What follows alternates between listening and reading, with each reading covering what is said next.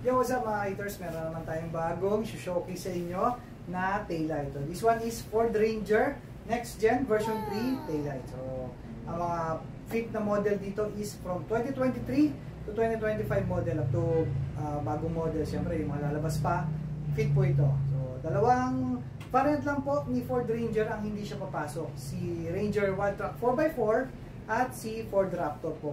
The rest po ng mga variant ni Ford Ranger Next Gen, mga XLT, XLS, Ranger Sport, Wild Track 4x2 is fit po yan. So, siyempre, ang gandahan nito, may ilaw na po yung kanyang gilid. So, sa mga gusto mag-upgrade dyan, kasi usually sa mga stock is, kalahati lang po yung umiilaw. Nasa top part lang po yung umiilaw sa taillight ng mga Ranger Next Gen.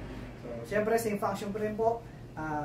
Park light, brake light, signal light o hazard, at syempre yung ating reverse light. So, syempre plug and play, no void warranty po tayo, syempre walang any modification na gagawin dito. Same socket lang po siya ng stock taillight ninyo. So, syempre testingin natin kaagad yung ating park light. Pakita namin sa inyo na umiilaw na po yung gilid niya. So, kasama na po yan. Ito ang kagandahan nito is syempre clear lens plus kasama na po yung ilaw sa gilid. So, park light po, ganyan po ang ilaw niyan. Testingan natin yung signal light. Pakita muna natin siya kapag naka-signal. Bago natin i-play.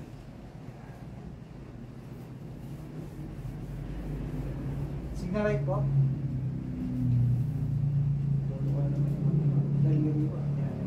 Signal light. So, dito po yung signal light niya sa gitna po. So, pakita natin yung play niya. Yan po. From top to bottom po yung play ng kanyang signal.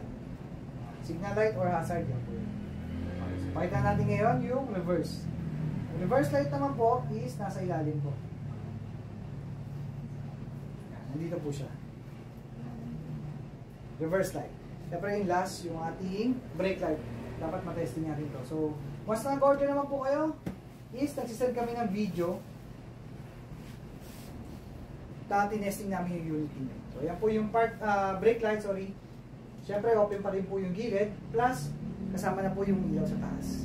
So, malakas po yan. Siyempre, hindi pa rin po nakakasilaw yan. Pasok po yan sa standards lagi. Yan. So, sa mga gustong order sa amin, pwede nyo po kami PM sa aming FB page. Meron din po aming yellow basket sa aming TikTok shop. Siyempre, papalo po muna. At siyempre, follow nyo rin po yung aming YouTube channel. So, thank you so much po mga haters. Available na po yan.